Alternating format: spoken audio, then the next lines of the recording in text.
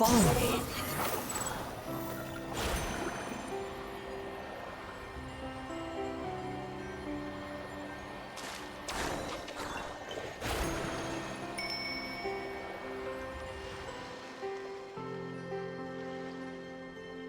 Oh, do you think the others are making good progress? Hope it's all going smoothly. Oh, hey look! They made it back as well! Prince! Llama! How did it all go? All is well, thank you.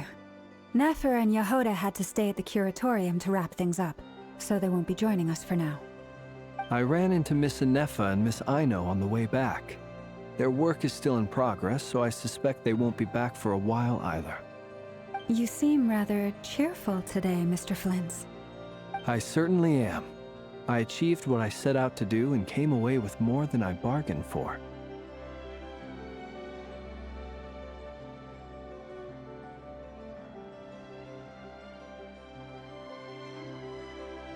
Fighting alone can get quite tedious, but I had the good fortune to run into a pair of brave young warriors. We meet again. How have you been? Albedo! What are you doing here?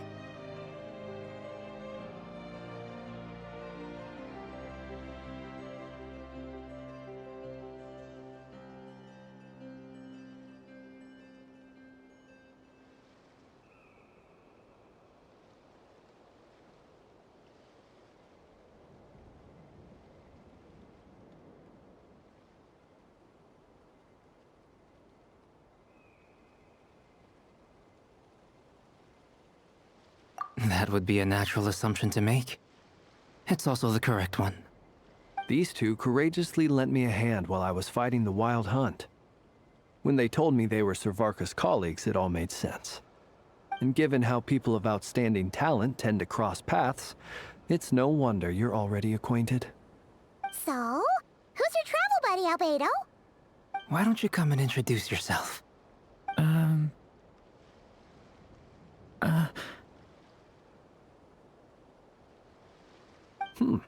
A gentleman of few words, I see. And a rather stern countenance. I presumed you were acquainted with him. Is that... It's nice to meet you. Again. We've technically met before. Wait a sec! You're Minnie Durin! That's right. It's me. I'm glad to see you again. By the way, he says it's okay if you drop the mini. Yeah, I'm not as mini as I used to be. Interesting, isn't it? The first step towards blending into human society appears to be reflecting on whether one's name really reflects who they are. Wow! You look so different! In a good way, of course. It's great to see you looking so healthy. Thank you, Paimon. And although you're as mini as ever, I understand that diminutives don't always convey endearment. I'll be sure to simply call you Paimon as a sign of my great respect for you. Wow! You're such a smooth talker now. Paimon could get used to this. From now on, you may refer to her as your esteemed guide, Paimon. Personally, I think our little Paimon is the perfect size. When people call her Little Paimon, it's just because she's so adorable that they can't help themselves. If that's not a sign of endearment, what is? You're absolutely right, Miss Lauma. My brother still has a long road ahead of him when it comes to understanding human relationships. Anyway, speaking of long journeys, didn't Columbina, leave with you? How come she isn't back yet? She's been catching up with old friends. Wouldn't be surprised if she stopped for a cup of tea, or 10, on the way back. Uh-oh. People are talking about me. Hope it's nothing negative. Judging from your expressions, I'm guessing it all went well? It's getting crowded here. I'll go grab some chairs. No need. This is a job for an alchemist. I'll whip some up momentarily. Thank you for your hospitality, ladies and gentlemen, but I was merely escorting my friends back. I'll be meeting Zendrone shortly, as we still have some things to discuss. It's been a pleasure, everyone. But this is where I'll say goodbye. We really appreciate your help.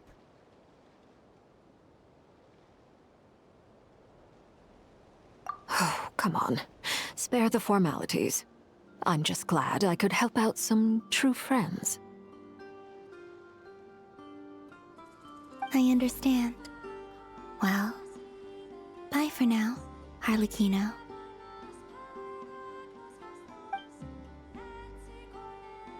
Oh, this place is hopping. It's probably a good thing one of us left. Otherwise, we might not fit all these people in. Are you saying we're about to run out of chairs? As a matter of fact, I am. Come on in and see for yourself.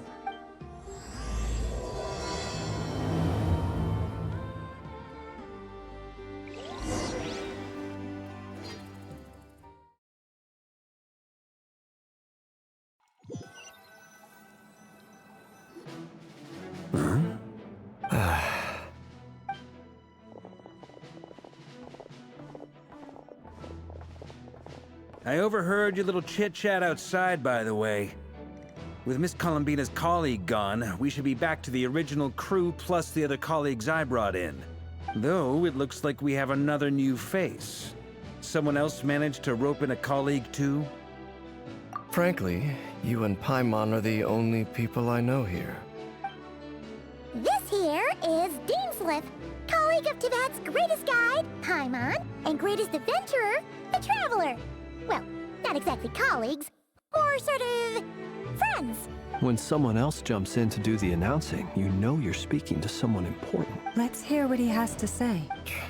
Note to self, once Paimon knows your name, the rest of the world will soon follow. When he comes looking for us, it's usually something important. Paimon's guessing you've heard about the Wild Hunt, then. From the looks of it, you're about to hold a meeting. If I were to say that the Wild Hunt is our mutual enemy, would that earn me a seat at the table? As the saying goes, the enemy of my enemy is my friend. Mr. Dainsliff, there's a seat with your name on it. Though, I can't promise the same for everyone else. Hey, Albedo, think you can rustle up a couple more chairs? After all this time apart, Grandmaster Varka's first order is to rustle up a couple more chairs. I've missed this. Is he being sarcastic? Hey, he's your brother. Why are you asking us? I've still got a lot to learn about the nuances of human conversation. Trying to decipher Albedo's way of speaking has been like jumping in at the deep end. Oh, good point. Paimon gets you now. Don't sweat it. There are people who go their whole lives without getting the hang of it. You're ahead of the game already.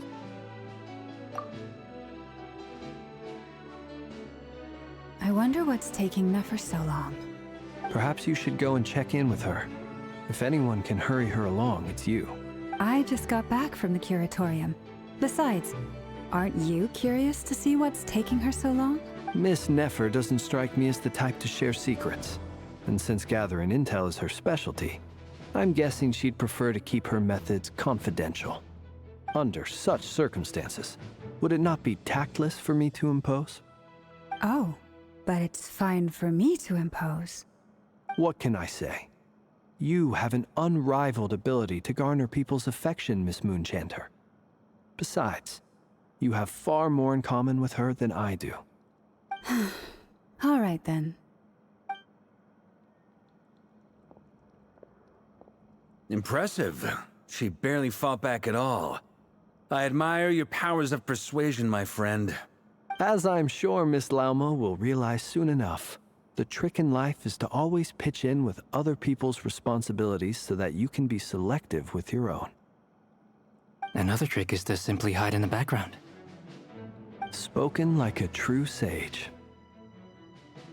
Anyway, looks like we've got some time to kill before the meeting. Let's take a little breather, folks. And feel free to chat amongst yourselves. We'll get down to business once the other two arrive.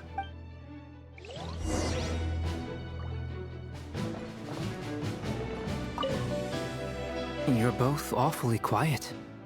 Why don't I start us off with an icebreaker? Much obliged. Have either of you ever had your portrait painted? If not, I'd be glad to help. That sounds like a lovely idea. You know how to paint, then? I dabble occasionally. He's an excellent painter. Tables, chairs, people, dragons, you name it. He'll paint it for you. I'm flattered.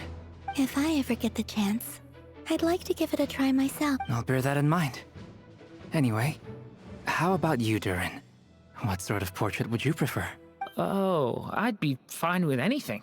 Whatever style feels best to you. Very well. Then I'll play it by ear. You can replicate any style I want? I can try. If you show me a sample, I'll do my best to match it. Thank you.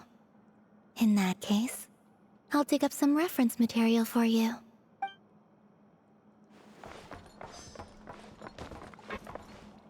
Is there something you'd like to say to me? Yeah! For starters, why'd you just show up here without even giving us a heads up? If you think back to our previous interactions, you may recall that that's hardly out of character for me. You do have a point there.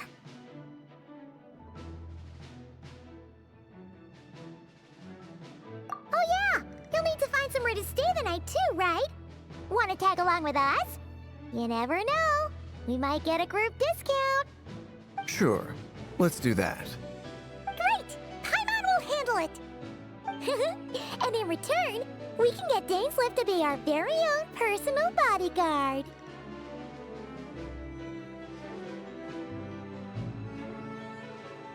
If that's what you had in mind, you should have said so sooner. I'd be happy to help. Oh, okay then. Paimon was only kidding, but good to know.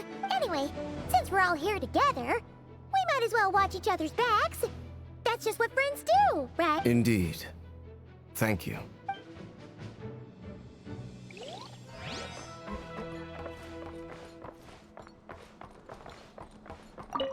Truth be told, I can't remember the last time I was in a meeting with so many people. You're not alone there, my friend. The Lightkeepers also struggle to bring everyone together for a serious discussion. I don't doubt that. I've only ever met two Retniki, one being you, and the other being that young guy, Luar. Luar is a good apple. I'll give him that. He's kind, honest, and regularly delivers supplies to my lighthouse. A true Ratnik to the core. In that sense, he puts me to shame. So you're what? A fake Ratnik? That's what it sounds like you're saying. But I get the feeling that's not quite what you meant. Come on, why the awkward silence? Sorry. I'm not even gonna bother trying to hide it. You've known all along, haven't you, my friend? Now, that was an awkward silence. Let's just keep this between ourselves. Probably best if Luar doesn't know, huh? That goes without saying. Gotta be careful what you share with youngsters, after all. Anyone else in the know? Let me guess. The Traveler and Paimon? It's dangerous being too sharp for one's own good, you know. Then, in the name of the Animo Archon Barbatos himself, I swear, your secret's safe with me. When we went for drinks, you said that you and Barbatos were practically best buds. In the light of that claim, do you really expect me to take your oath seriously? Of course. Just as long as you don't go spreading around the fact that I'm close with Barbatos. Fair enough, then. Nothing like a bit of mutual leverage to seal the bonds of friendship.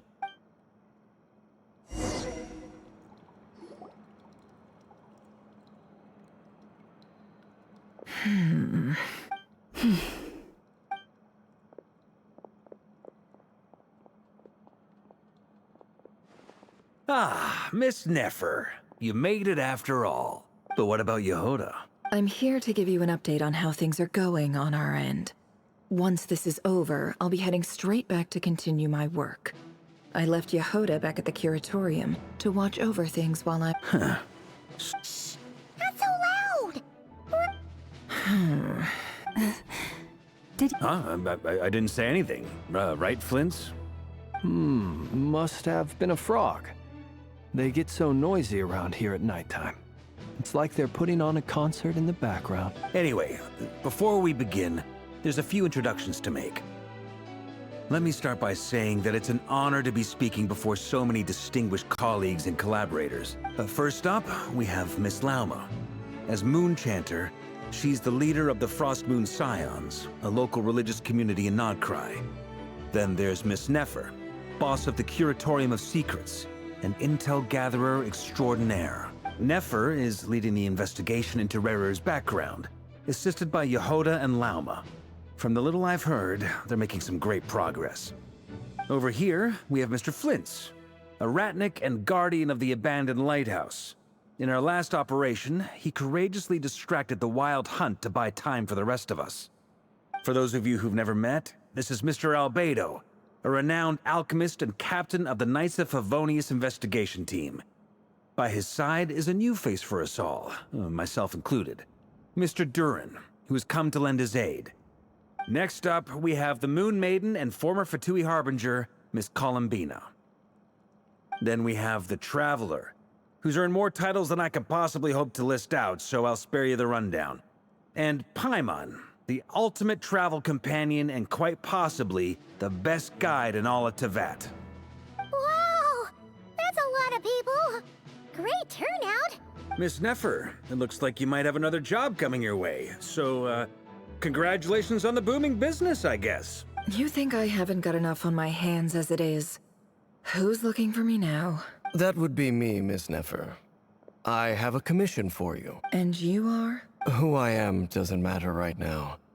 What does matter is that I'd like you to gather more intelligence about the Recher of Solnari. Well, it's not as if we never take on anonymous commissions. But in your case, I'll have to decline. I'm gonna take a wild guess and say your job's probably more hassle than it's worth. Something about you seems like bad news. It's my eyes, isn't it? Conrian, I assume. And what's with the mask? Are you trying to hide your identity? In any case, the fact that you're even still alive raises an awful lot of questions for me. My name is Dainsleif. And yes, I am from Conria. As I'm sure you're aware, the Recher of Solnari's real name is Rerir. He was once an acquaintance of mine. Really? Then you must have been quite an influential figure yourself. You flatter me, but none of that matters anymore. My point was simply to clarify why I have asked Miss Nefer to investigate Rerir's background. So you're both from Conria, and it sounds like you used to be friends? What am I missing here? Surely you already know how he became one of the Five Sinners. I'll tell you everything I know. The history of Conria, the names and identities of the Five Sinners. I remember it all like it was yesterday. I have never spoken openly of this before. But the truth was exactly as people say. The Five Sinners were each driven by their own desires, and it was by playing upon these that the Abyss tempted them to their fall, tearing Conria apart in the process. The visionary, Vedifenir, who wished to foretell the future. The wise, Haroptatir, who sought limitless knowledge. Gold, Rheindotter, who desired to create life. The foul, Surtologi, who pursued supreme strength.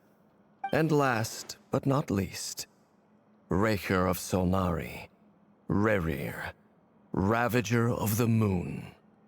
Of the five, Rerir is the only one who remains a mystery to me. He never harbored grand ambitions. So what changed in the space of a single night? How did he come to fall like the others? In other words, you're saying that his change came as a shock to you, and you have no idea what actually happened? That's right. You mentioned how the Abyss tempted them, which led to their fall. But what did that look like in practice? And what other context can you give me about the events of that time? The more detail you can give me, the better. Strangely, now that it comes to it, I hardly know where to begin. The fateful night took place during the era of the Eclipse Dynasty.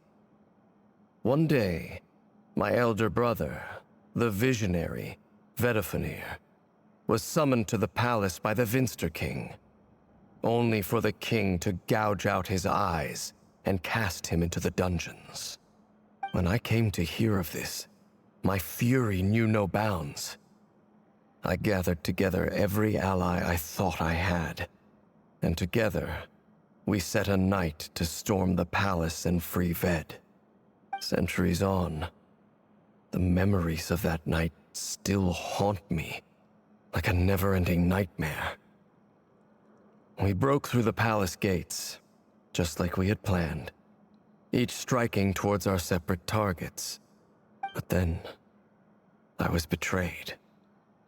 Even Vedafenir, the very person I had come to rescue, abandoned me and partook of the Abyss's power.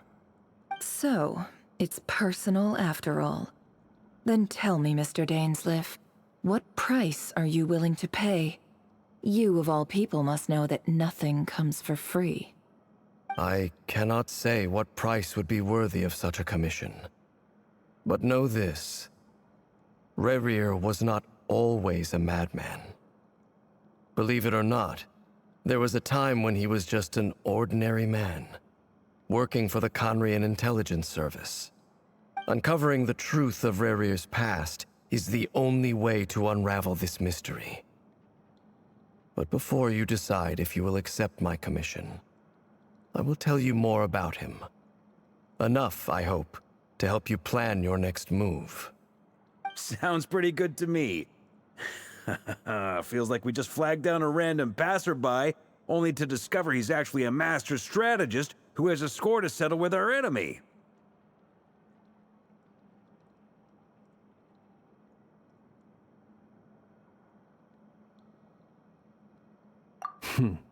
Can I borrow your halo?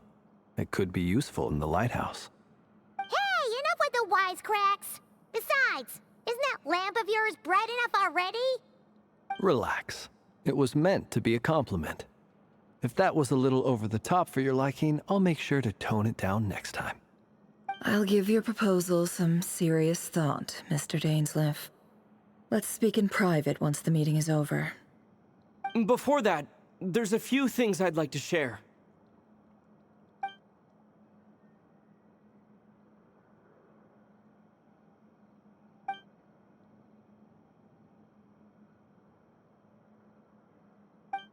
Now that we've united the hearts of the three moons, your power should be greatly enhanced. But it seems like that hasn't happened yet. I believe it will take a little longer. You've done so much for me, so I want to be completely honest with you all.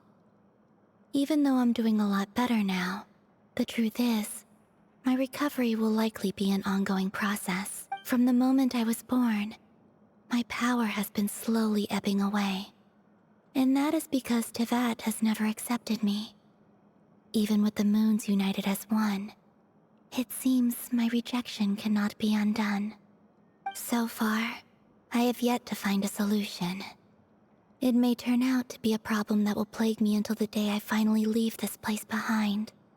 Even so, I will do everything in my power to help you drive out the Reihir of Solnari. As Arlecchino put it, this is not about chasing the spoils of victory. It's just a gesture of heartfelt gratitude. Kutar.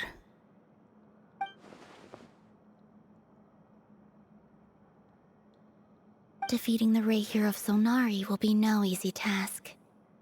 While my strength slowly recovers, we'll also need to gather more intel.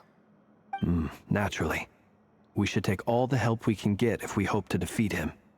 We've considered several viable plans now, but our choice hinges on the answers to a few key questions. Is it even possible to kill Rerir? What experiences shaped the person or monster he became? And what's he really after? Given Albedo's expertise in alchemy, I think we should leave him to try and answer the first of these questions. Understood. As for the other two, I'm afraid we'll have to count on you again, Miss Nefer. Believe me when I say it's not my wish to burden you. But right now, relying on your skills is our only option. So you're placing all your hopes on me, huh? We can't thank you enough for agreeing to help us. Honestly, I can hardly believe how lucky we are. You sure have a talent for changing your tune, Miss Moonchanter. Timid like Yehoda one moment, then flinches insincere flattery the next. Ladies, please. I must object to your portrayal of me. That's all. Feel free to keep bickering. Just pretend I'm not here. I almost don't want to leave this room. I'm curious to see how this plays out. I have faith in you, Miss Nefer. Something tells me you'll stand by us until the very end. Oh? And what makes you so sure of that? What if I suddenly decide that my compensation is insufficient? This isn't about the money. I can sense that you've got a deep-seated distaste for Rerir. And knowing you, that alone is motive enough. Look at them getting along so well. Like two peas in a pod. And I'm the one they accuse of insincere flattery. There is no justice. Miss Lauma, you have to understand something. Unlike you, I don't actually enjoy having everyone's hopes on my shoulders. Is that right? Well, maybe the fact that I'm willing to put my hopes in other people says more about me than you. But the fact is, I also trust you. And that's because I know that you're someone we can count on. Anyway, we've got our plan, so let's get moving. Mr. Dainsleif, let's talk. And Traveler, once we're finished, if you've nothing else planned, I'd like you to come with me. This whole experience is teaching me a lot. For instance, I now know that when other issues come up in the future, I'll have far more luck getting Lauma to convince Miss Nefer than trying to do it myself. Hate to say it, friend, but that's one of the funniest things I've heard in a while. Why? You think I've got it wrong? Quite the opposite. But what makes it so hilarious is how long it's taken you to realize.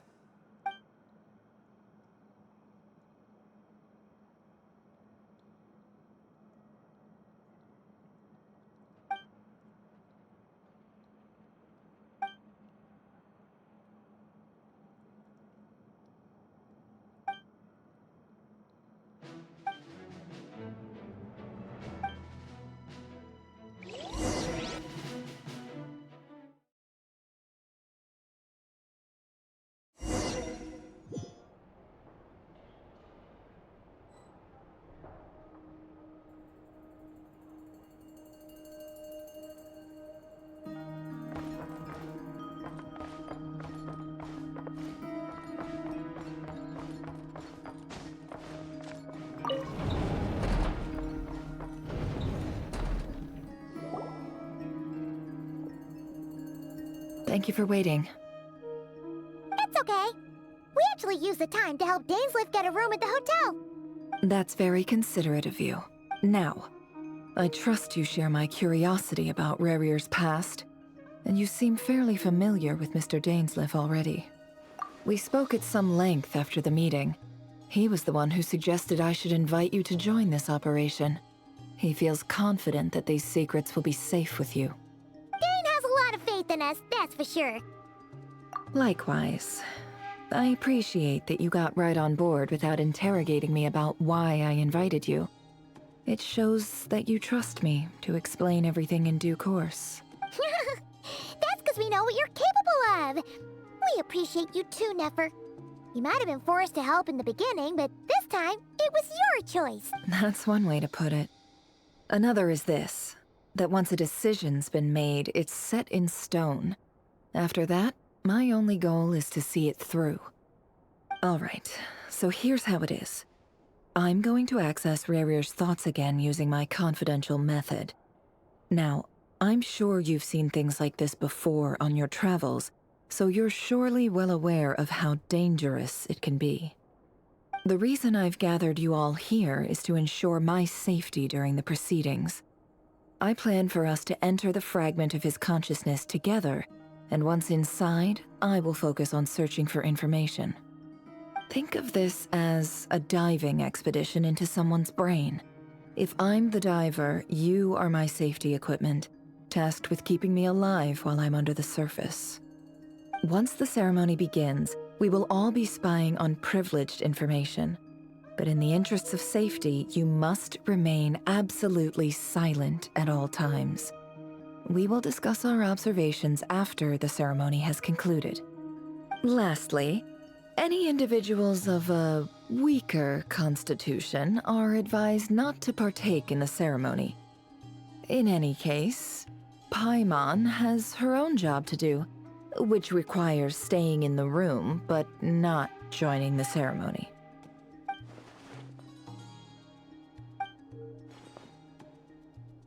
Well, good luck, everyone!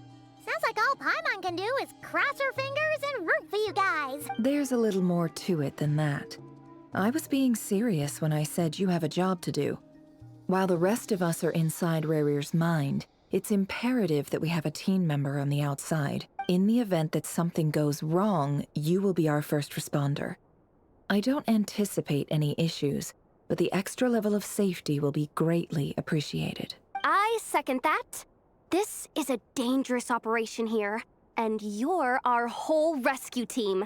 So, Paimon's like the lifeguard? Yeah, that makes sense. All right, got it. Good. Please, take a seat. We'll get started momentarily.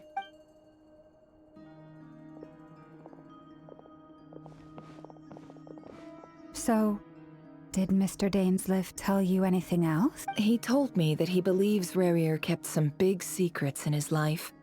He's not sure that they were the cause of his eventual downfall, but he's asked me to uncover what those secrets were all the same. But surely you're not planning to go through with this, no matter the cost. If you think that, you'd be overestimating me. I'm a businesswoman, not a mercenary. But I do have my own professional reasons for taking this job. You think I'd turn down the opportunity to get a first-hand glimpse into Conrian history? No chance. Well, as long as you don't let morbid curiosity get in the way of safety concerns, we're good. We'll do whatever we can to help you. You're such a killjoy.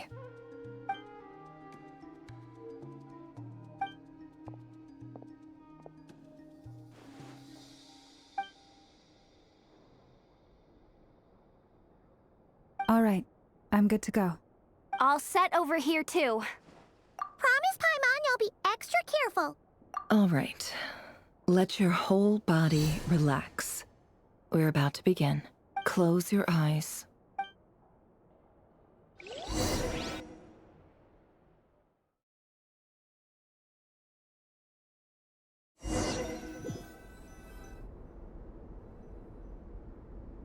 Phew. Could this be his office? Pretty standard setup. Bookshelves, paperwork, files. According to Dainsliff, Rarir used to be an intelligence operative. Chances are there's plenty of top secret intel stashed away in this room. Is this where you keep your secrets, Rarir? Can't say I'm not looking forward to this.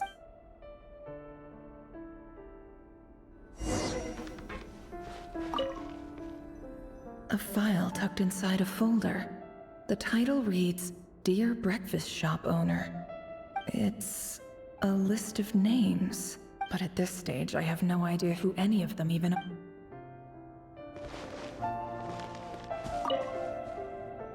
Wonder what kind of encryption technique this is.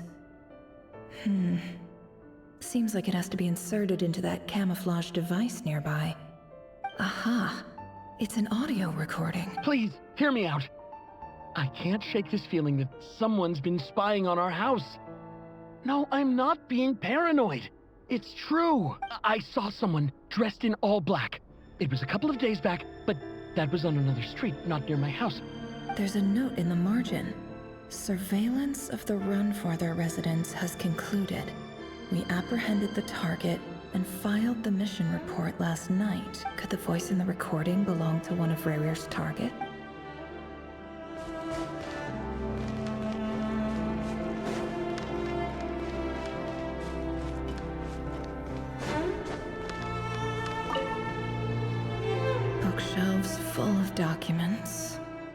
like these are all files, packed with the personal details of individual Conrians.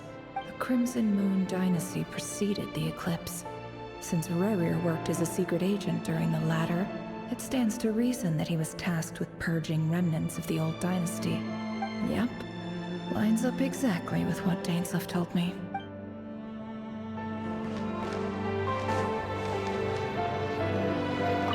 He looks even gloomier than last time. I wonder what's changed.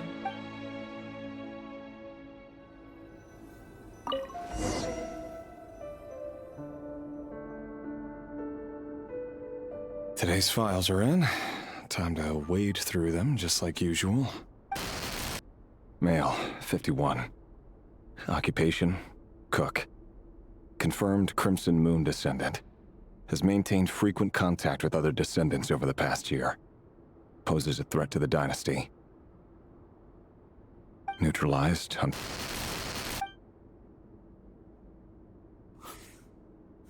This one should be archived under purged targets.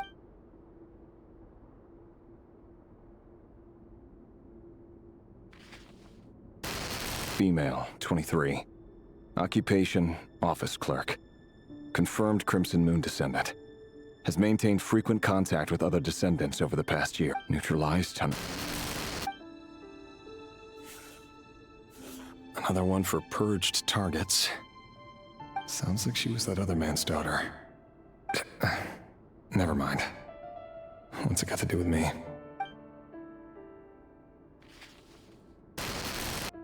Male, 40. Occupation, teacher. Confirmed Crimson Moon descendant. Has been observed making contact with other descendants during the past year. Poses a threat to the dynasty. Neutralized on... Just another nobody for the archive. Come to think of it, I remember surveilling this man. A case like his never would have been considered a priority in the past. Huh. He barely even interacted with other Crimson Moon descendants. Female, 16. Occupation, none. Orphan, neutralized on... Filed. I have no recollection of this girl. None whatsoever. She doesn't seem to be anyone important, but then again, how many of them really are? Female, 13. Occupation, none. Orphan and confirmed Crimson Moon descendant. Neutralized. Filed.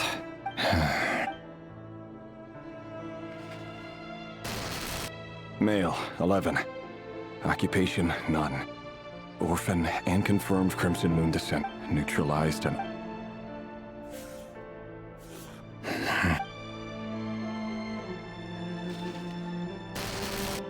Male. It's funny, isn't it? Your job is becoming both harder and easier at the same time, depending on how you look at it. Sooner or later, the Crimson Moon descendants will be completely wiped out. But as their numbers dwindle, they become harder and harder to track down. That's not how it is. Fortunately, however, most of the able-bodied adults have already been taken care of. The remaining weaklings will be increasingly easy to deal with. No! No. My job is to ensure the survival of the Eclipse Dynasty. And the only way to do that is by eliminating any and all potential threats. It's a perfectly legitimate line of work. Every single one of my colleagues can attest to my fairness. And if my friends were aware of the facts, I know they'd back me up too. Assuming, of course, that they were aware of all the facts.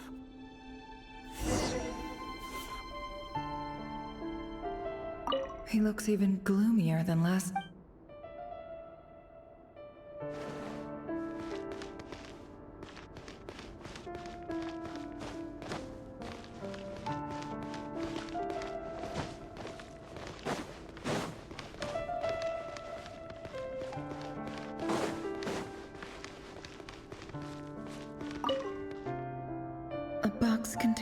ring in must be for his girl.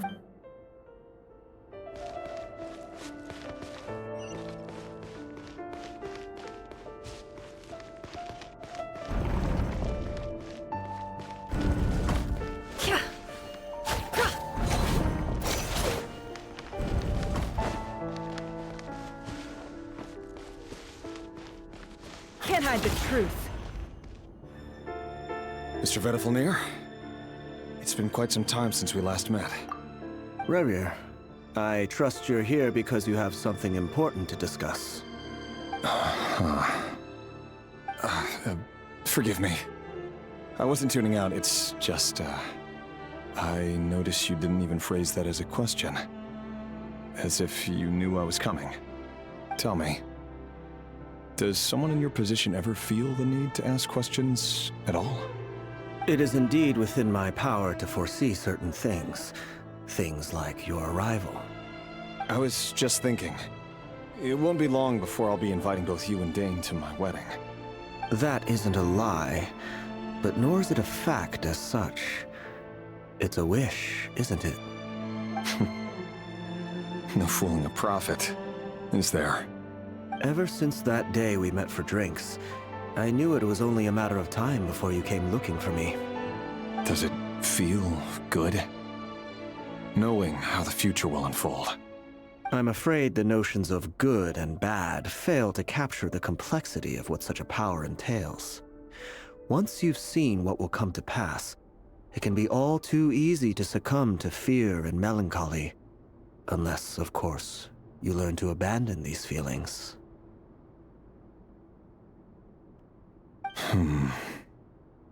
You fear my silence, and long to hear the words I left unspoken that day.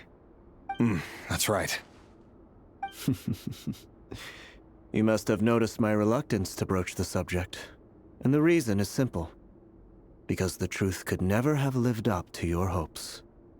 For both our sakes, such words are better left unsaid. The burden of prophecy was never meant for your shoulders. So who exactly do you deem worthy to hear your prophecies? None but our exalted king? Or rather, our king as he once was. You're closer to his majesty than I am. You must know better than anyone how much he's changed. You say that as though it is to my benefit. Yet precisely because of that, I dare not speak rashly. A king can turn out to be the most virtuous of rulers, or a tyrant more terrible than the most vicious of dragons. You are so wise and far-sighted, yet still you would have me live in fear of the unknown? You make a fair point. Especially given my silence alone was all it took to send you spiraling downwards. Very well then. Let me offer you some advice. And I say this not as a prophet or a visionary, but simply as the brother of your friend. For many reasons, there is very little chance of your marriage ending in happiness. If happiness is what you seek, you should find another fiancé.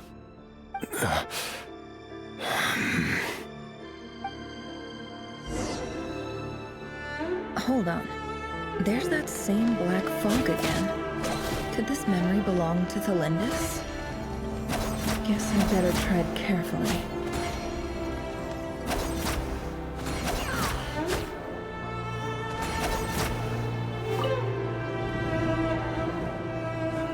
Wait. Hear me out. This time we finally got a clear look at his face. His name is Rerir. What did you say? A cruel irony, isn't it? The man you're set to marry leads a double life as a brutal executioner. Why are you telling me all of this now? Simple. It's because I want you to kill him. You are the only person he would never suspect. No, absolutely not. I would never dream of doing such a despicable thing. So you'll just stand by and watch him slaughter us to the last? Do not forget that the blood of the Crimson Moon flows in your veins too. The blood of the Crimson Moon? What does that matter now? The dynasty has long been dead and gone. You think that alone is reason enough for me to throw away everything I have? Why wouldn't it be? You two were once a child of the Crimson Moon, just like me. Don't tell me you've never felt so much as a flicker of fury for the way we were trampled into the...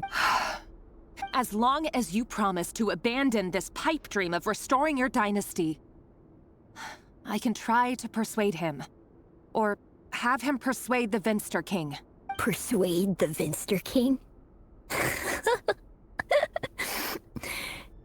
Do you even know why he's so obsessed with hunting us down? Why he keeps trying to force us to hand over our secrets? Over and over again? Or why we refuse to give up on restoring the dynasty? The Vinster King. A blind fool. His eyes clouded by powers from beyond this world. A petty little man with a miser's heart. And he dares to sit upon the throne? Mark my words. Sooner or later, Conria will fall. And it will be his doing. If you can't bring yourself to do it, so be it. Just you watch.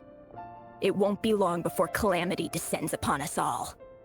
The Rehir of Solnari. That really is quite a secret you've been keeping from me, Rerir. But who am I to talk? Am I really any better? I've kept my own past a secret this whole time too. Love should be built on honesty. But ours was born from lies. And yet, is it really so wrong to hide things that would only make life harder? If we don't cover up the parts that no one else should see, how can we go on pretending to be normal? Vedifulnir must have known all this. And that's why he made his prophecy. In the end, nothing stays hidden forever. But I won't just sit by and watch this disaster unfold. I'll do everything in my power to protect what I cannot afford to, no matter who I have to face.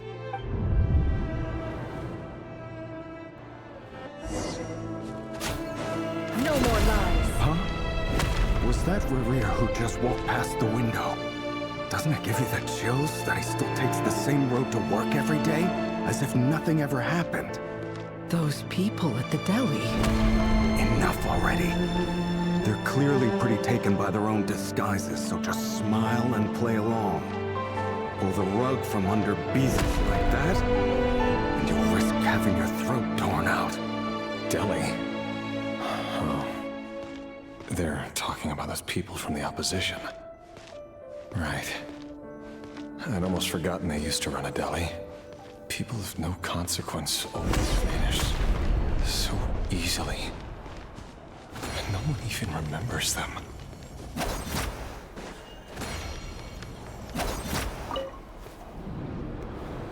But surely you can see he's not the man he pretends to be. So many have died already. And they say that the king's madness grows with each... We're not going to survive this, are we? But why does it have to be this way?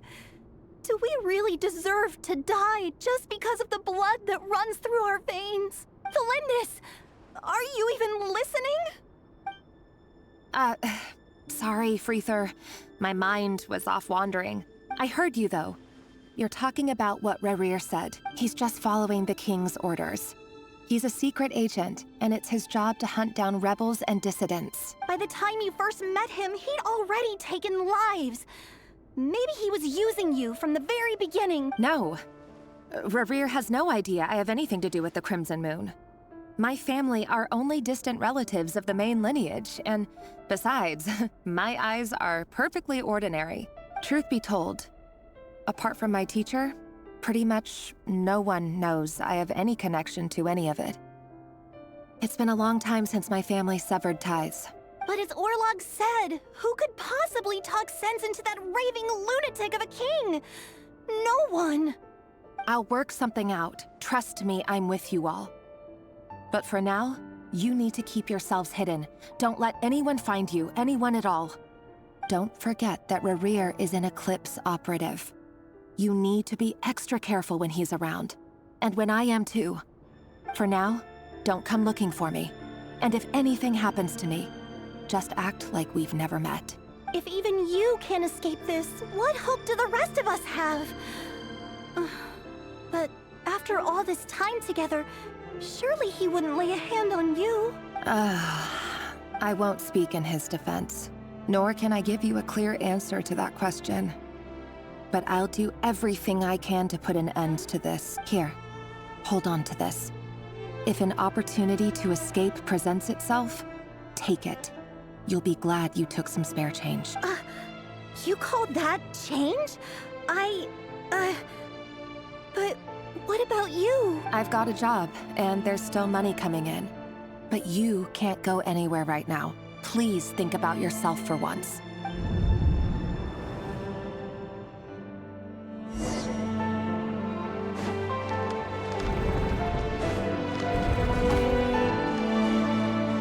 Can't hide the truth.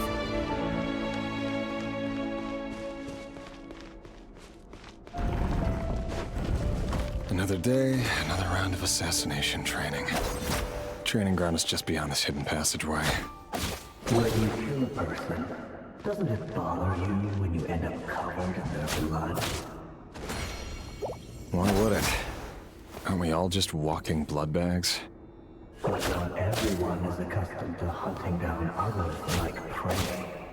You've been a hunter for so long now, you seem to have forgotten that most people don't just go around killing one another.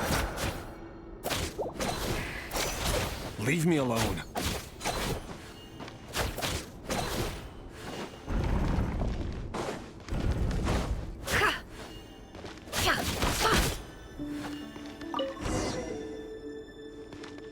Make sure you have a firm grip on the handle, then choose your angle well. Keep your movements light and brisk, and the prey won't sense a thing.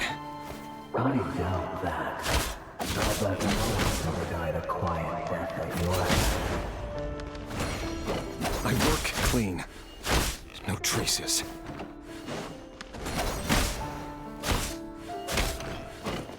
No more lies. That doesn't make it open to the board, though. The king just happens to be right now. What if someday he doesn't? That won't happen. He's changed. Ever since he fell under the spell of that hour. He only had to take out a handful of the guilty. But now... The ones I've dealt with have always been guilty. And I've carried out my work flawlessly.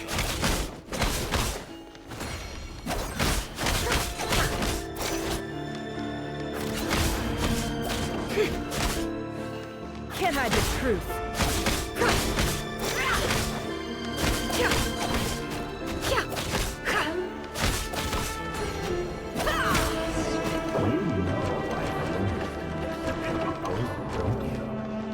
Was it because she didn't trust you?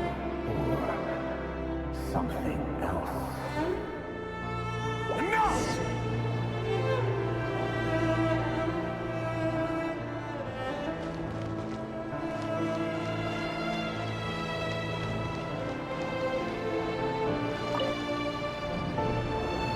Delindis, do you still remember Orlog? The boy who was pretending to sell flowers. Yes, we did. What about him? He was arrested 2 days ago. Chances are he's already dead. He... I just don't get it! After everything he's done, why do you still stand by him? Or does it mean nothing to you that people keep dying? No, that's not... Just hear me out. I need to go now, Thelindis. They're looking for us. You take care too. If you ever need a place to hide, come find us.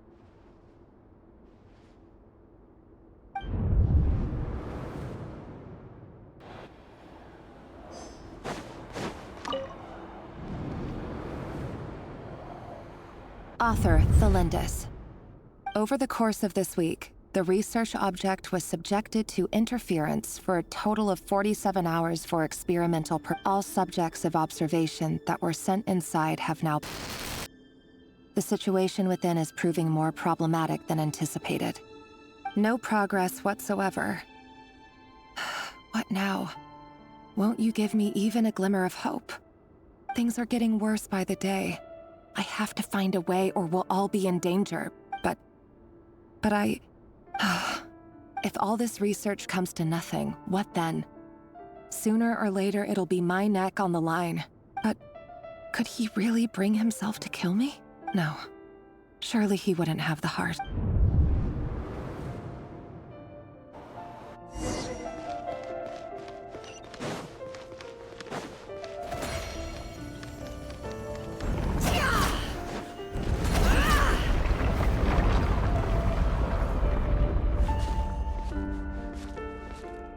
Why won't you just let us go? We don't even know each other. All we want is to live ordinary, peaceful lives. You want to live?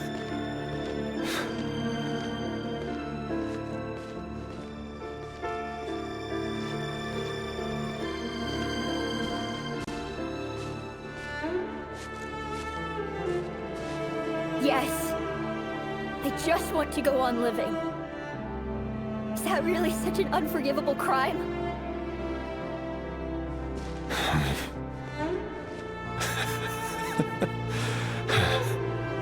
You want to go on living. I want to keep living too. To keep living forever. That's why I have no choice but to continue on the path I'm on. If only some savior would suddenly swoop down and change the way the world is. Too bad that's not going to happen.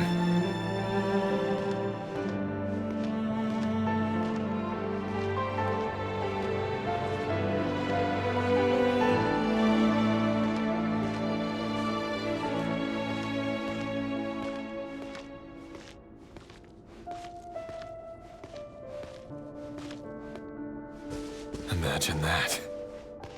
If there really were such a person, you and I wouldn't be standing here like this, would we?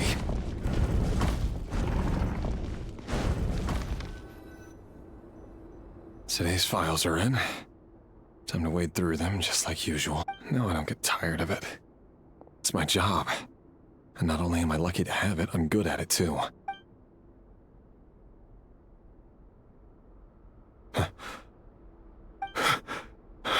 Lindis? No. No. Why? But you bear no mark of the Crimson Moon. How could you possibly have anything to do with them? It cannot be! A diluted bloodline. Carefully concealed. I see it now. You've been living in the shadows just like me. What a fool I've been. Numbing myself with talk of justice. Irminsul. Finster King. How far are you going to take this? From the direct bloodline to secondary offshoots? And then what? Today it's the descendants of the Crimson Moon. Who will it be tomorrow? Will you not rest until everyone down here is dead? No. This cannot go on. This is where it ends.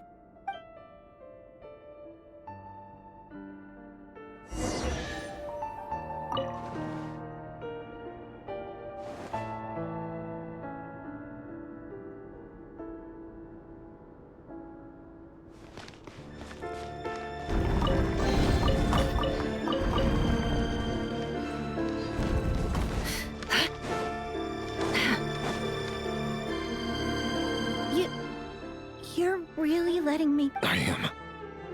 As long as you can guarantee that no one will find you. Don't worry, I'll be extra careful. No one will know I was here. But... If you let me go, you won't be able to complete your Good point. And that... No, please! I just want to see the outside world again. To... Go on living? Yes. I know you're a man of your word. So please, just let me go. If I let you leave, What will become of me? Just kidding. Go, now. But remember, don't let anyone know you were caught. We'll be seeing each other again very soon if you do. Even shadows in the dark must live by a code. But you can't save everyone. You've been whispering in my ear for days now, Vedifilnir. What are you trying to do? Break me down? I only say this because you long for an answer to your problems. Let her go, Rerir, or you risk losing everything. I will not abandon Thelindis. Then you'll need a little more vigilance and a lot more power. The world is changing, Rerir. Keep your eyes peeled for your moment of opportunity. That voice used to be so unclear. But now I know exactly whose it is. It's Vedifilnir. He won't tell me how to actually resolve any of this, but he keeps trying to manipulate me like a puppet. What's his game here? Tell me then. What will this moment of opportunity look like? And no answer. He's like a ghost. Always disturbing me when I'm on edge, but never answering when I need him most. So, the Eclipse Dynasty was purging, well, massacring the descendants of the Crimson Moon. And it seems like it was all connected to the Vinster King's research. The King's obsession with abyssal power left the future of Khaenri'ah hanging in the balance. No wonder every aspect of Rerir's life was so unstable. And it looks like this Thelindis, Rerir's would-be fiancée, herself belonged to a sub-branch of the Crimson Moon Dynasty's descendants. It almost defies belief that a couple like them could hide the truth from each other for so long. If the Vinster King hadn't intervened in such a drastic way, they might have gone on deceiving each other for the rest of their lives. And why does Vedifilnir, Daneslif's older brother, keep talking in Rerir's head? This guy kept more secrets than I ever imagined. The human mind is like a vast desert of shifting sands. When you follow the flow of someone's memories, you only ever see the parts they're willing to let surface. Time for something a bit more creative. We've been inside Rerir's mind this whole time, building up a picture of his psyche. There's already enough clues on the board to start reading between the lines and mapping out the rest. Now, we can finally begin to put the pieces together. Sure, it'll only be a reconstruction, part simulation, part reasoning, but it's usually pretty accurate. Once we've built up a cognitive profile, we just need to cross-check the logic behind his actions. And then we'll be able to take a sneak peek at whatever it is that Rerir has really been hiding.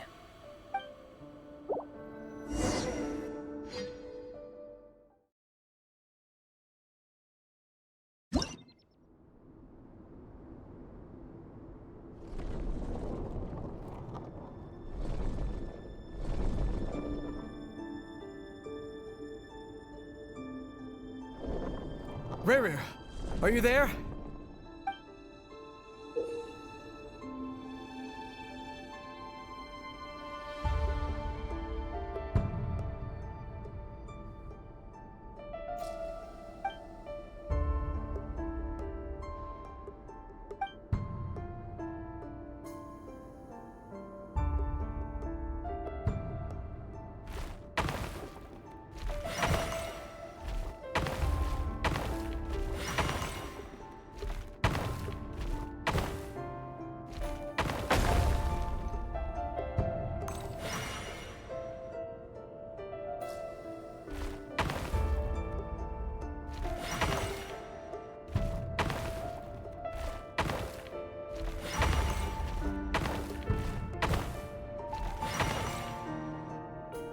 Hey, Rerir!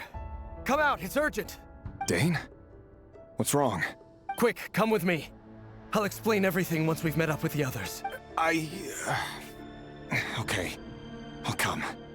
But Thelindis is still over at the Universitas. I'll need to leave her a note. All right then, but make it quick. I've never seen Dane so worked up before. Whatever this is, it must be big trouble.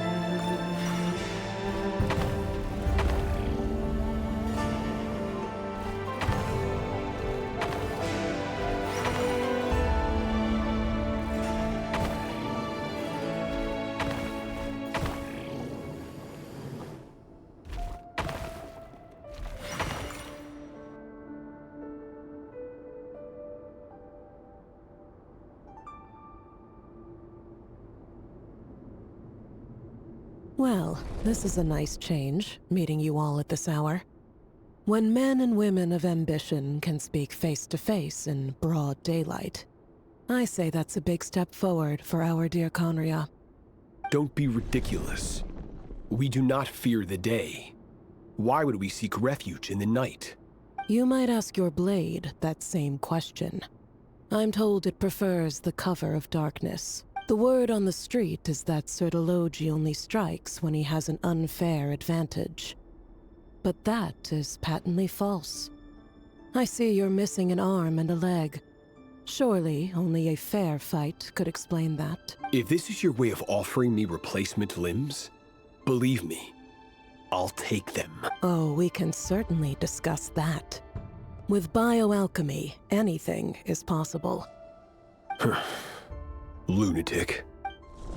Roptatir. What brings you here? Why, Dainsleif, of course. He invited me. Please, cast aside your apprehensions, Miss Rhindaughter. Whatever the rumors may say, I am but a humble servant of the king, and I can assure you he affords me no greater convenience than he does you. Well, the Universitas Magistrorum won't stop fawning over you. So at least some of the rumors must be true. You're clearly doing well for yourself, so drop the humble servant act. It endears you to no one. You're president of the Universitas Magistrorum, the chief royal mage known as the Wise by royal appointment, and by far the most favored among the 4 pillars of Conria. Vice President Veit doesn't even try to hide his envy when he sees you. My success is the product of hard work and good luck. It's as simple as that. Were the king not such an extremist, I hardly think I would have received a senior post at my age. Of course, no job is without its gripes. Serving a king like ours can be a challenging task, as I'm sure you can imagine.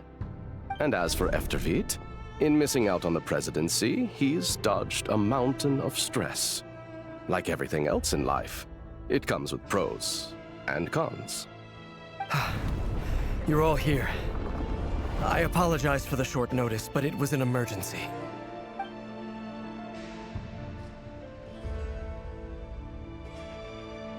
You must be Rarir. Mr. Sertologi.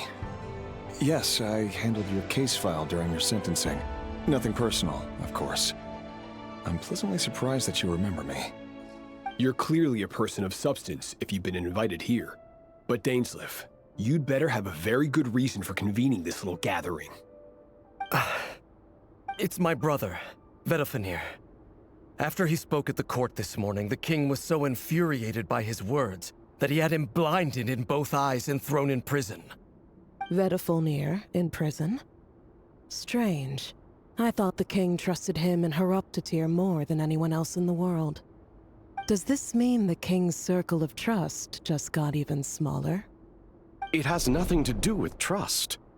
It's about what the king wants, which is as clear as day to anyone paying attention. I simply appease him, because it's in the best interests of the Universitas Magistrorum. And also because you're slimy. Vedofenir, perhaps less so. But still, a visionless visionary? It rather inclines me to think that qualifications are not what get you ahead in Conria. Do you honestly think this is an important discussion to be having right now? Dane, what are you planning to do? Rescue Vedifenir, I assume. Correct. It will mean storming the palace by force. Tonight. I need all of you on my side. That's far too dangerous. And don't forget, Dainsleif, you're captain of the Royal Guard. You swore an oath to the throne. Hmm? You've been planning this for a while, haven't you? I have no desire to commit treason. But whatever critique the king may have of Vedifenir, disfiguring your most loyal subject for putting the best interests of his court and nation first, this is not the conduct of a wise ruler. My blade will force the king to see the error of his ways. So, Vedifenir's prophecy enraged the king. I'm sure it wasn't what he wanted to hear, but if he won't take counsel even from the visionary, that is deeply troubling news. The extent of His Majesty's madness is now all too clear. The question is, how does a man like me get out of this situation unscathed? You have noble ambitions, Dane, but I'm afraid they don't do much for a guy like me. I'm not interested in saving the world. All I want is a letter of pardon. A letter of pardon? For whom? Thelindis? The chances of the Vinster King issuing a pardon for anyone connected to the Crimson Moon seem vanishingly slim.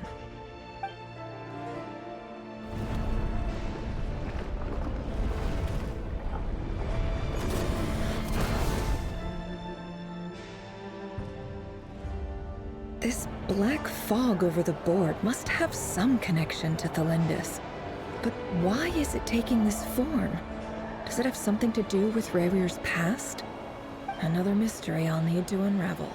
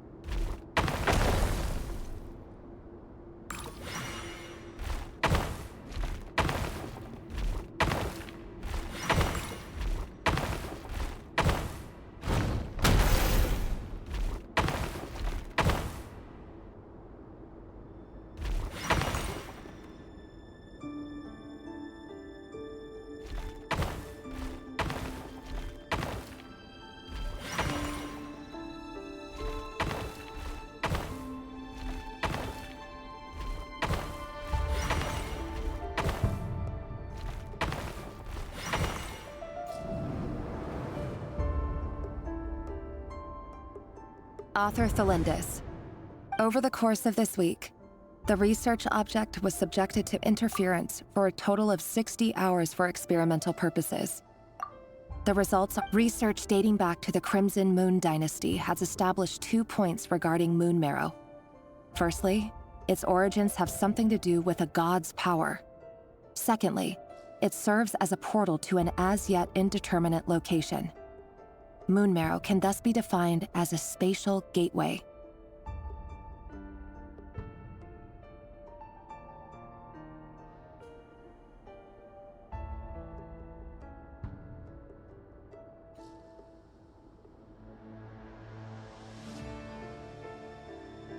However, there are a number of hurdles to overcome before we can answer the question of where it leads to. To start with, opening the gateway requires a specific power source, which the relevant literature indicates. An enormous amount of power is then required to keep the gate open. Currently, the total power output of our instruments remains in the single digits. To make matters worse, I am now the only staff member remaining in the Moon Marrow lab. The Universitas Magistrorum recently decided to move most of its personnel into abyssal energy research, which has stymied all Crimson Moon-related projects. This is not a wise move. I have always maintained that placing all our hopes in a single source of power is risky, especially one as poorly understood as this. as well as making ourselves overly reliant on a single resource. I apologize if this comes across as disrespectful. But as a Moon Marrow researcher, I desperately want to see the world beyond the gateway. If we really made it there one day, what would we find? And how would we go about taming the unknown? My imagination is endlessly fueled by questions such as these.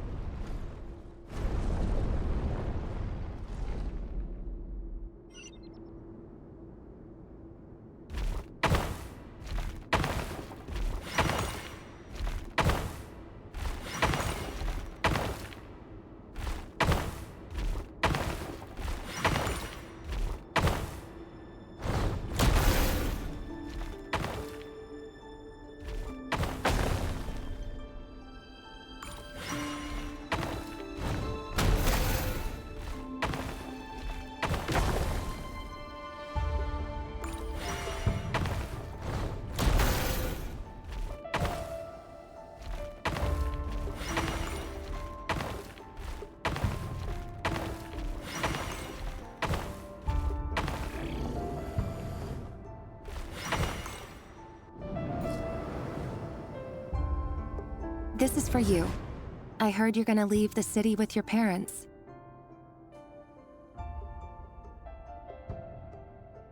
Delindis, did you hear about what happened? I've heard nothing. Rerir got back very late last Friday, and he was acting a little unusual, but he slept pretty well, so I'm guessing whatever he did was a good deed.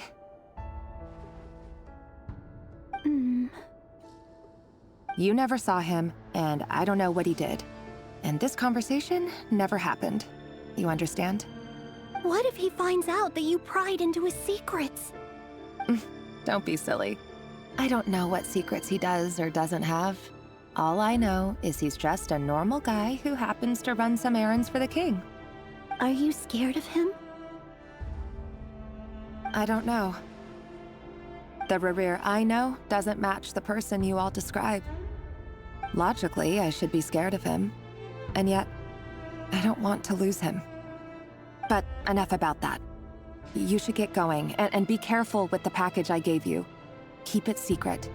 Keep it safe. What's in it? A piece of the moon. All you need to know is that as long as you keep it safe, then in the future, everyone will be able to see a red moon. A red moon? You mean our moon?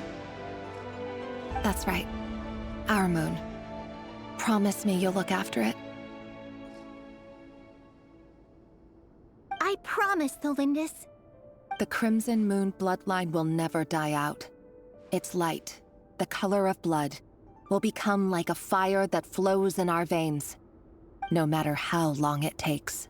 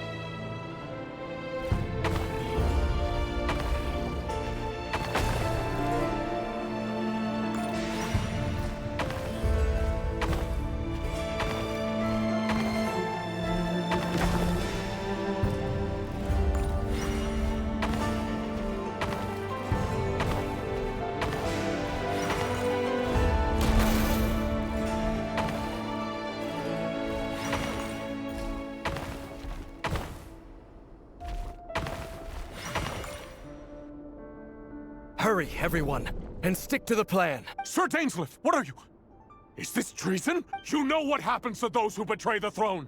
Please, don't do this! It is the king himself who has betrayed the throne. He has betrayed all of Conria. If you have any love left for justice in your heart, you should join me. It's showtime.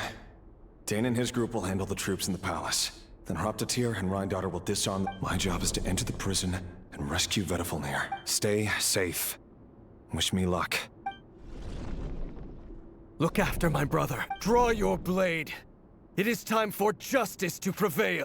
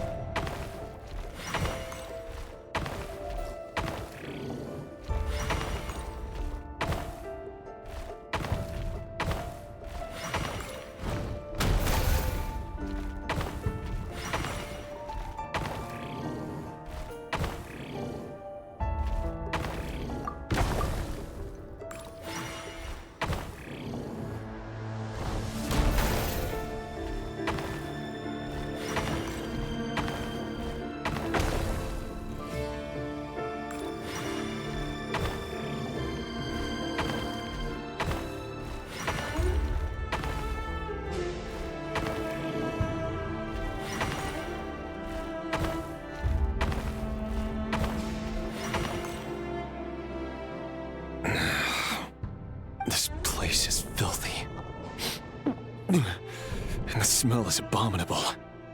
Clearly, the king doesn't allow his prisoners a single shred of dignity. This is dire. Found you. Hello, Mr. Vedifalnir. Ah, it's you. Surprised? Oh, wait. I guess surprise isn't an emotion that prophets feel very often. I certainly felt some surprise in the moment when I was blinded. Surprise at the king's sheer ignorance. Surprise at just how unfairly this world responds to words of earnest remonstration. I'm curious. What did you prophesize this time? It wasn't a prophecy.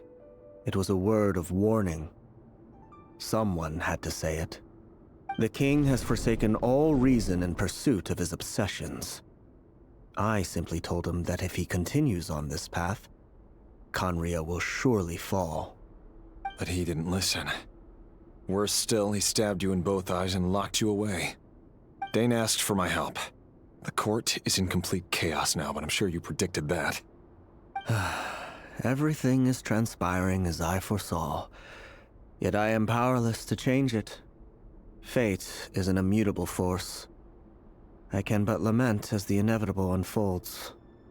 I do wonder whether giving a man the power to see the future does nothing more for him than slowly crush his spirit. Forgive my curtness, Vedifalnir, but the king did not suddenly turn on you today. His suspicions have been brewing for a long time.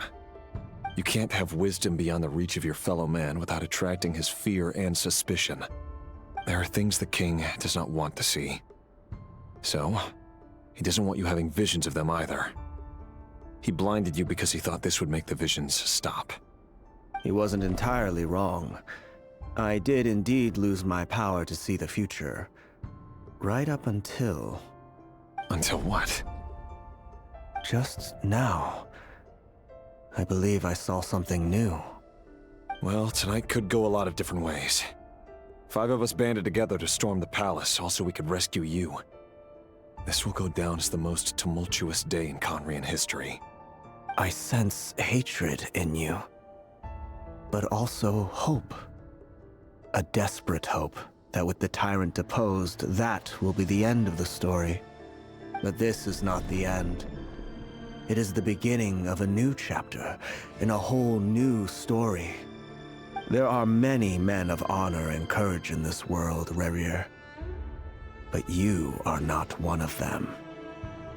You're not here for justice, are you? You're here for yourself. Is that a dagger? Interesting. Why not the polearm?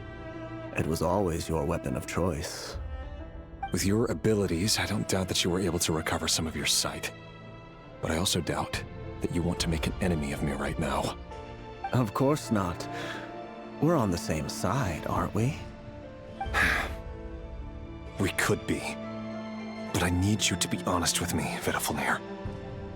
At this point, you're my only hope for the future.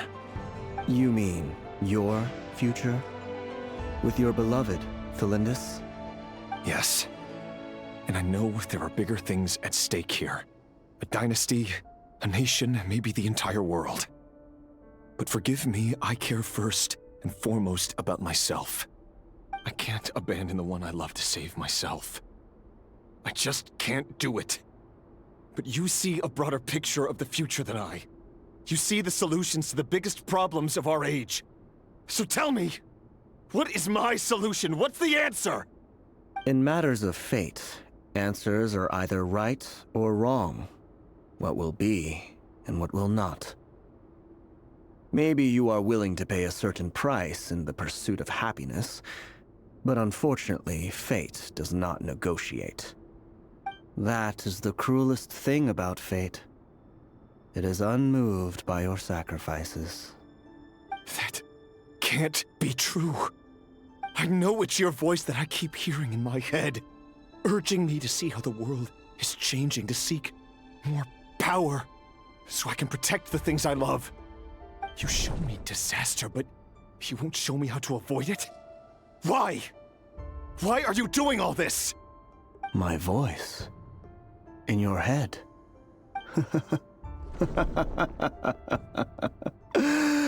So, you hear it too? The voice that steals your mind, gains your trust, and drives you crazy. It turns out that we are not so different, you and I.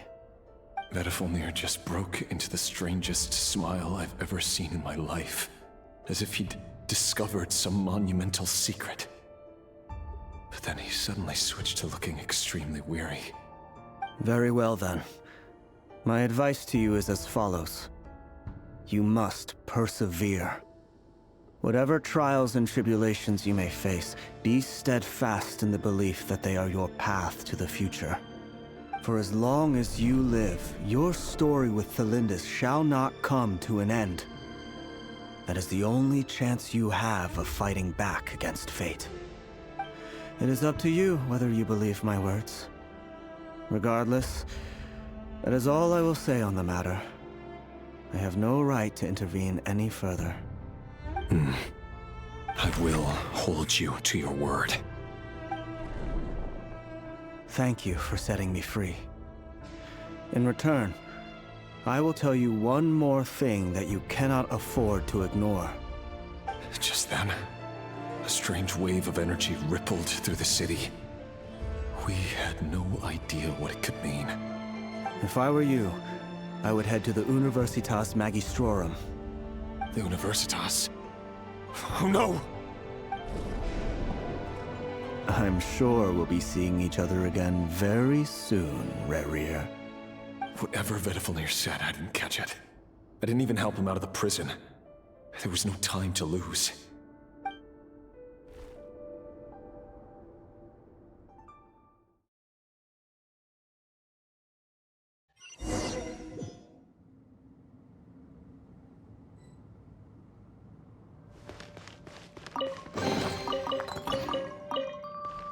It all adds up. No more lies. Monsters? Is this Rhydotter's doing? Or the Universitas Magistrorum? Out of my way!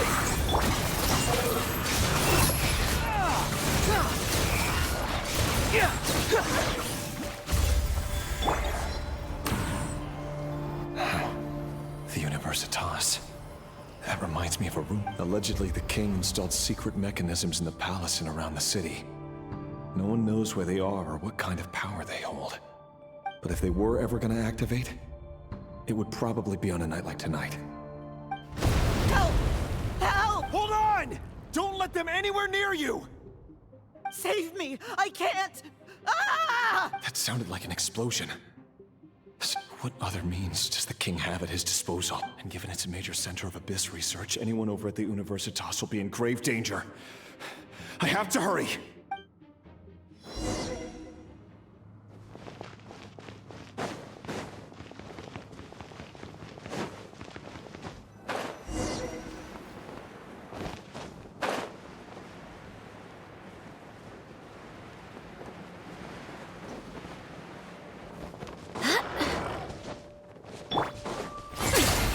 See about that. Have fun with this gift. Let the world collide. I swear by my sword. The wind rises.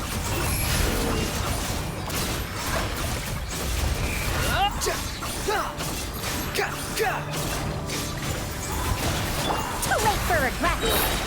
Years of the storm. Shower me with Barbados. Guide us. It all adds up. Let's see what you're made of.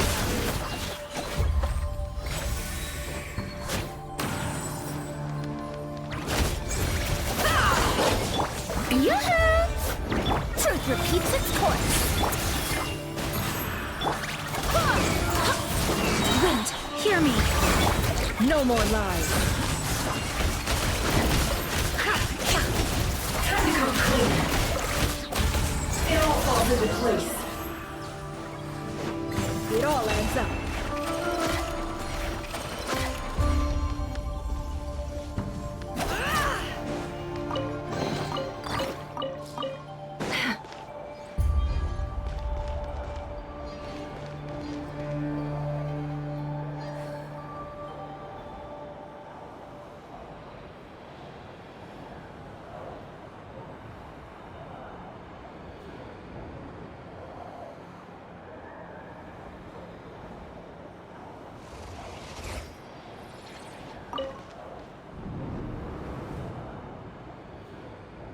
Monsters! At the Universitas Magistrorum? Why now? Oh no! They're coming! It's no use. The table won't hold out much longer. The weapons. Where are the weapons? Of course. All the lab equipment was upgraded after the inspection last week, but the new weapons haven't been allocated yet. I'm done for. Is anyone there? I need help! Ah! Stay back! Please stay back!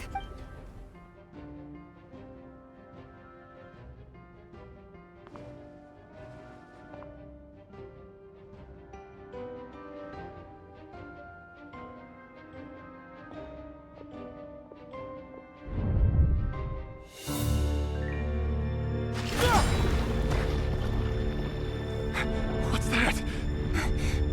Rear. So the rumors about your work are true. What? No! Listen, something happened at the palace tonight. We have to leave! You don't need to lie to me anymore. What do you mean? I know why you're worried, and I will respect the decision you've made. But it's okay, because I found a solution. I know how to end all this. You can have it back. The normal life you so desire. But until then, I'm afraid our wedding will have to wait. Cylindus?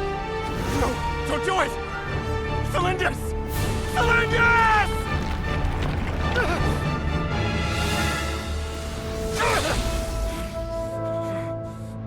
I told you, Rerir. Let her go. You will find someone better. No! No, I won't do it! I have to save her! By what means exactly? A lowly pawn. You lack the power and the strength of will. Do you know a way? Tell me! Come to the palace. Join us.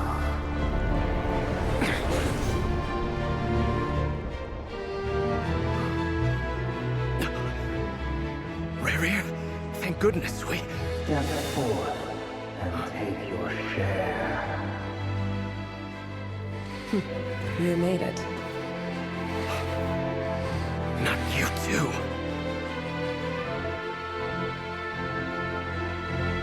Hatred or grief, despair, desire. We all have our own.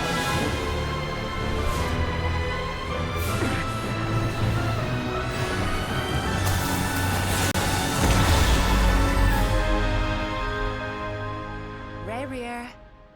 Rarier. Lindis? Were you daydreaming?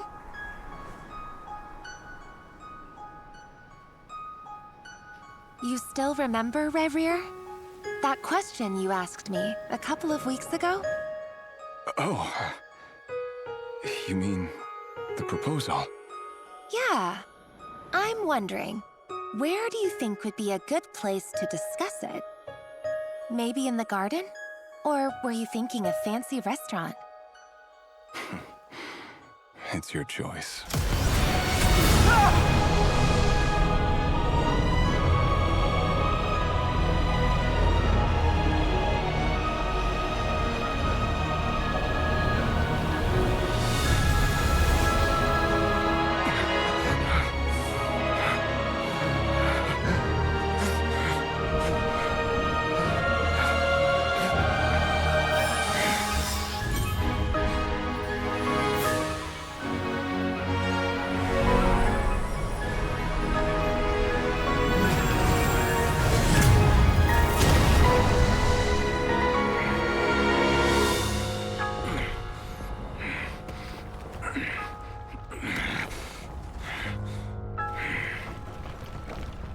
I will find you.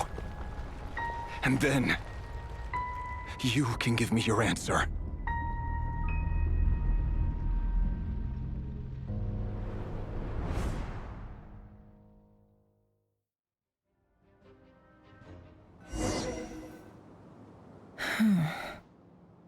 So that's how the Raker of Solnari was born. A monster created by circumstance is a monster all the same. Viewing other people's thoughts for too long can get uncomfortable. Right now, I'm feeling a strong sense of loathing. In a nutshell, the story of Conria is what happens when the truth falls by the wayside. Everyone tells little white lies, and before long, you have a huge pack of lies that destroys everything. Phew. Time to get back. His past is filled with sorrow, but the tale of any fallen civilization is one of endless tragedy. Cruel as it may be, that was Conria's fate.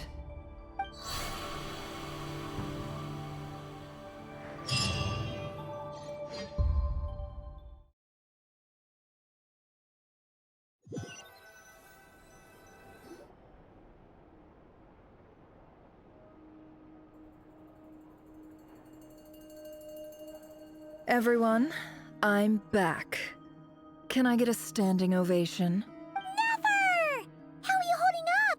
Feeling okay? She's fine. Boss is a pro. Yes, I'm fine. You will have seen the events of Rarier's life through my thoughts. It's now clear that he is just a regular nobody, driven by personal tragedy, as he said himself. I mostly agree.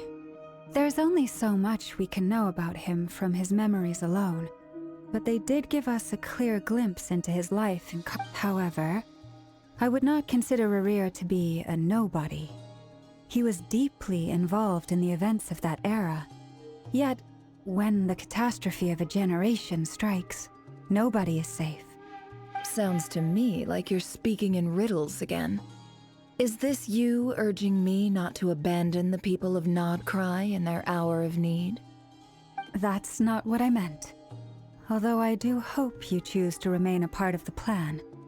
Without you, the mission ahead will be all but impossible. Then try to remember that I respond better to the carrot than the stick. And I don't appreciate being bossed around. Now, as for you, Missy, you were excellent. You stuck to the rules of the ceremony and kept your mouth shut the entire time. Bravo. Cool! So, can you fill me in on the deets now? Most of what I saw went right over my head. Patience. You'll hear the whole story, don't you worry. But let's meet up with the others first. It will save me narrating it twice. Yehoda? Yes, boss! Let me get that door for ya. That's more like it. For a moment there, I was worried you'd forgotten about the first clause of your employment Forgive my curiosity, but what does the first clause say? It says I gotta do the annoying stuff that boss is too lazy to do for herself. Like opening the door, pouring the tea, yada yada. Is that right? If something is in the contract, it's because she willingly agreed to it. Rest assured that the Curatorium abides by the very strictest of labor policies. You don't seriously think I'm cruel enough to treat her like my slave. In any case, I've hardly shied away from my share of the work today. Hope I don't catch Flintz and Varka lounging about in their chairs, enjoying a leisurely cup of tea. There's nothing I dislike more than other people enjoying themselves while I'm hard at work.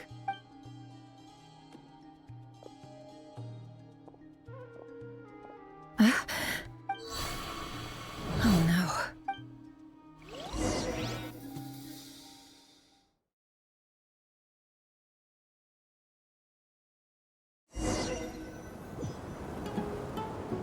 Sorry to disturb you, but we seem to have run into some trouble. Evidently so. Don't worry, I'm not about to leave you to fend for yourself. I'm sorry? What did you hear me say? I wasn't... Wait. How long have I been standing here? Not long. You just appeared by the door a moment ago.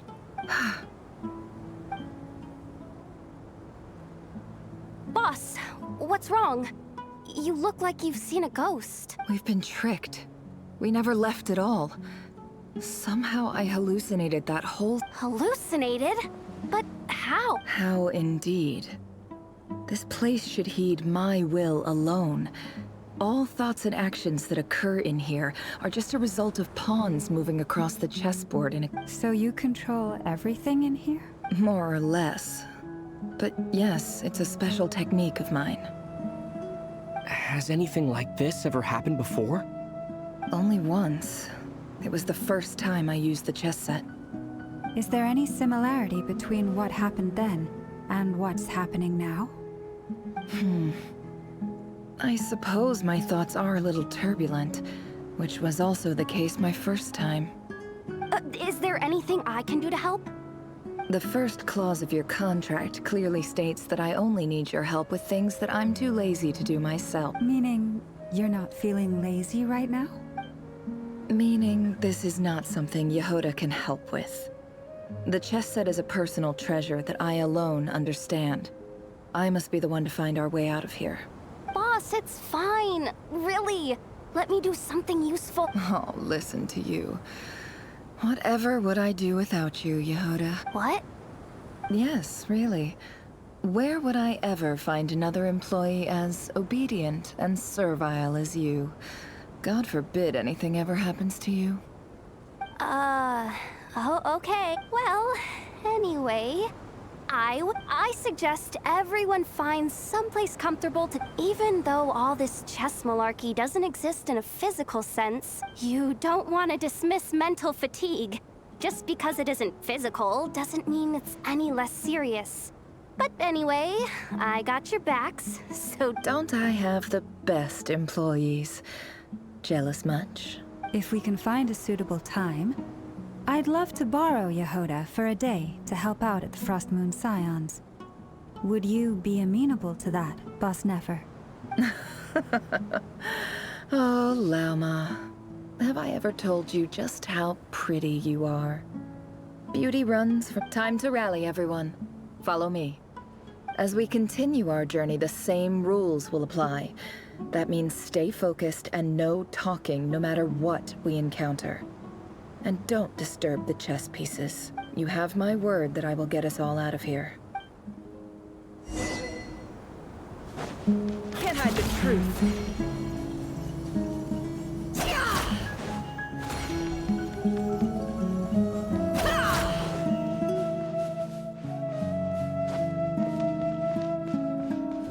This place looks familiar. That's not a good sign. There's someone up ahead. I wasn't expecting visitors at this hour. Oh. There you are! Sinue's been looking for you all day. I think he has some news for you. Oh, yeah? What were you doing just now, Uncle Reginue? Hiding away some more loose change? What do you mean, loose change? Oh, come on, I'm too old for this. Just pretend you saw nothing.